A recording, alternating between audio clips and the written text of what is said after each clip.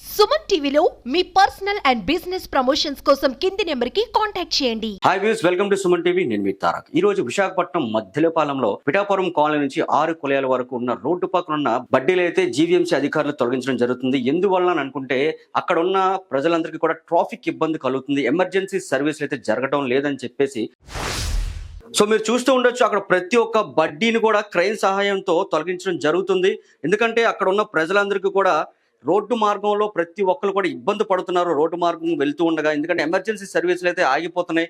So అందుకోసం అని చెప్పేసి అక్కడ జీవీఎంసీ అధికారులు అయితే ప్రతి ఒక్క బడ్డీని తొలగించి అక్కడ ఉన్న పెద్ద లారీ సహాయంతో ఆ బడ్డీలన్నీ కూడా వేరే ప్లేస్కి అయితే షిఫ్ట్ చేయడం జరుగుతుంది. మీరు చూస్తూ ఉండొచ్చు, అక్కడ ఉన్న ప్రతి బడ్డీ కూడా దాదాపు 10 నుంచి 15 సంవత్సరాల నుంచి వాళ్ళు అక్కడే ఉండి వాళ్ళ జీవనోపాధి అయితే వాళ్ళు అక్కడే కొనసాగిస్తున్నారు. కానీ హఠాత్తుగా జీవీఎంసీ అధికారులు తీసుకున్న నిర్ణయం వల్ల అక్కడ ఉన్న ప్రతి ఒక్క బడ్డీ తాలూకు ఓనర్లు కూడా చాలా ఇబ్బంది పడాల్సిన పరిస్థితి. ఎందుకంటే అక్కడ ఉన్న రోడ్డు మార్గంలో ప్రతి ఒక్కరు కూడా కాలేజెస్ కైనా స్కూల్స్ కైనా సరే అదే మార్గంలో వెళ్తున్నారు. సో ప్రతి ఒక్కరికి కూడా ట్రాఫిక్ అంతరాయం కలుగుతుండడం వల్ల సో ఈ నిర్ణయం అయితే తీసుకోవడం జరిగింది. అక్కడ ఎటువంటి గొడవలు జరగకుండా పోలీసు అధికారులు అయితే కట్టుదిట్టట్టు చేశారు.